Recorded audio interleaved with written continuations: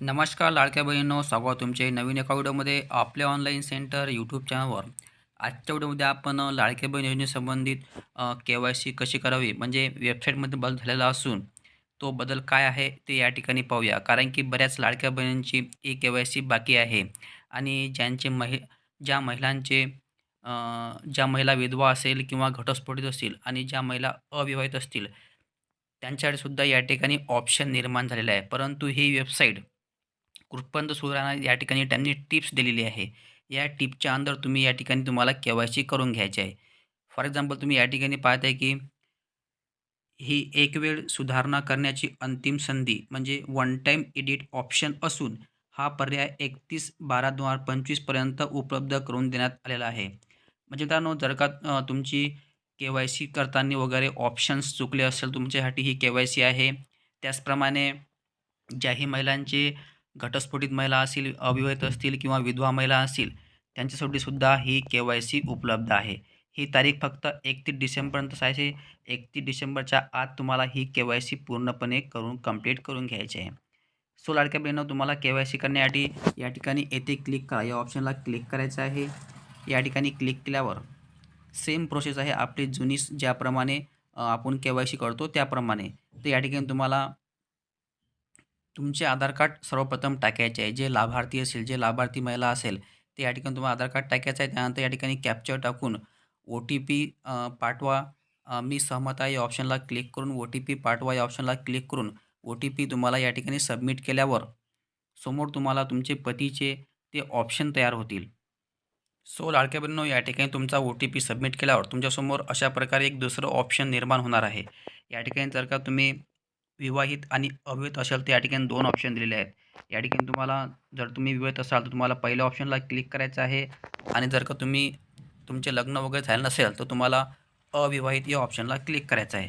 तर या ठिकाणी तुम्ही ज्याही कंडिशनमध्ये असाल ते कंडिशन तुम्ही या ठिकाणी निवडू शकता. जर का तुमचे पती हयात असेल म्हणजे तुमची अजूनपर्यंत KYC झालं नसेल, तुम्ही या ठिकाणी पहिलं ऑप्शन तुम्हाला निवडायचं आहे आणि जर का तुमचं KYC झालेली नसेल तर तुम्ही या ठिकाणी दुसरे आणि तिसरे ऑप्शन तुम्हाला निवडायचं आहे. फॉर एक्झाम्पल तुमच्या पतीचे निधन झालेले आहे का? तुम्हाला या दुसऱ्या ऑप्शनला क्लिक करायचं आहे आणि तिसरं ऑप्शन आहे तुम्ही घटस्फोटित आहे का? म्हणजे तुमचं लग्न होऊन तुमचा घटस्फोट झालेला आहे का? तुम्हाला तिसऱ्या ऑप्शनला क्लिक करायचं आहे. तर या ठिकाणी आपण पतीचे निधन झाले आहे या ऑप्शनला क्लिक करूया. कारण की जनरली सर्वच महिलांनी या ठिकाणी KYC केलेली असेल म्हणजे पती हयात आहेत त्यांचीसुद्धा. आणि आता या ठिकाणी आपण पतीचे निधन झाले आहे हे ऑप्शन या ठिकाणी क्लिक करूया. त्यानंतर या ठिकाणी ऑटोमॅटिक त्यांचे पतीचे नाव येणार आहे. या ठिकाणी तुम्हाला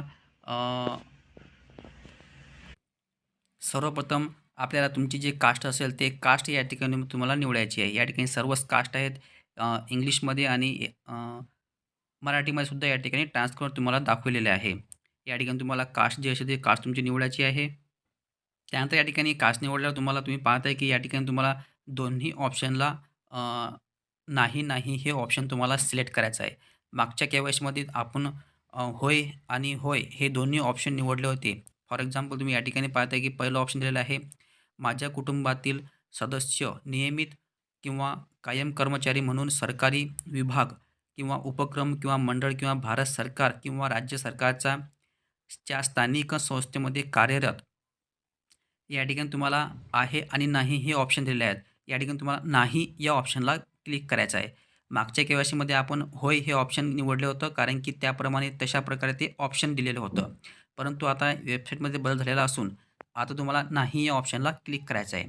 त्यानंतर त्यानंतर दुसरं ऑप्शन आहे बी नंबरचं, माझ्या कुटुंबातील सदस्य नियमित कायम कर्मचारी म्हणून सरकारी विभाग, उपक्रम, मंडळ, भारत सरकार किंवा राज्य सरकारच्या स्थानिक संस्थेमधून निवृत्ती वेतन घेत नाही. या या ठिकाणीसुद्धा नाही या ऑप्शनला क्लिक करायचं आहे.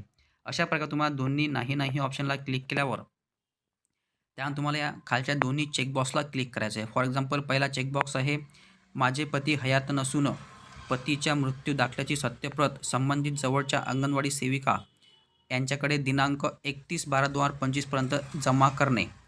त्यानंतर दुसरी टीप आहे, उपरोक्त उपरोक्त ए आणि बी मध्ये देण्यात आलेली माहिती खरी असून खोटी आढळल्यास खोटी माहिती दिल्याप्रमाणे सक्त कारवाई पात्र पात्र राहील. अशा प्रकारे तुम्हाला या दोन्ही चेकबॉक्सला क्लिक करायचं आहे. त्यानंतर या ठिकाणी एक अजून महत्त्वाची नोट्स म्हणजे पती किंवा वडील हयात नसल्याने किंवा घटस्फोटित असल्याने संबंधित पुरावे लाभार्थ्यांनी दिनांक 31 डिसेंबर 2025 पर्यंत अंगणवाडी सेविकेकडे सादर न केल्यास संबंधित लाभार्थ्यांची ई-के-वाय-सी प्रमाणित मानले जाणार नाही आणि ई-के-वाय-सी अपूर्ण समजल्या जाईल. म्हणजे तुम्हाला ही संबंधित ई-के-वाय-सी केल्यावर तुम्हाला 31 डिसेंबर 2025 पर्यंत अंगणवाडी सेविका यांच्याकडे ते संबंधित डॉक्युमेंट्स तुम्हाला द्यायचे आहेत. फॉर एक्झाम्पल आधार कार्ड आणि मृत्यूचा दाखला किंवा जे घटस्फोटी संबंधित जे दाखले असेल ते तुम्हाला या ठिकाणी अंगणवाडी सेविकेमध्ये सबमिट करून घ्यायचे आहे. त्यानंतर अशा प्रकारे तुम्हाला नाही ऑप्शनला क्लिक करायचं आहे. या दोन्ही चेकबॉक्सला क्लिक करायचं आहे. त्यानंतर सबमिट या ऑप्शनला क्लिक करायचं आहे. अशा प्रकारे या ठिकाणी सबमिट या ऑप्शनला क्लिक केल्यावर अशा प्रकारे तुमची या ठिकाणी के-वाय-सी पूर्णपणे यशस्वी झालेली आहे.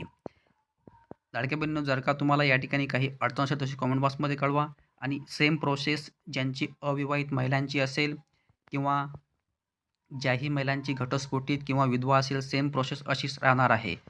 अशा प्रकारे या ठिकाणी तुम्हाला नव्याने के-वाय-सी करायची आहे आणि जर का के-वाय-सीमध्ये काही अडचण असेल तसे कमेंट बॉक्समध्ये कळवा आणि लवकरात लवकर तुम्हाला 31 डिसेंबरपर्यंत या ठिकाणी के-वाय-सी पूर्ण करून घ्यायची आहे. जर का तुम्ही 31 डिसेंबरपर्यंत के-वाय-सी केली नाही तुम्ही या योजनेपासून अपात्र किंवा वंचित राहणार आहेत. सो लाडक्या बहिणींनो, आजच्या व्हिडिओमध्ये एवढं. धन्यवाद. जय हिंद, जय महाराष्ट्र.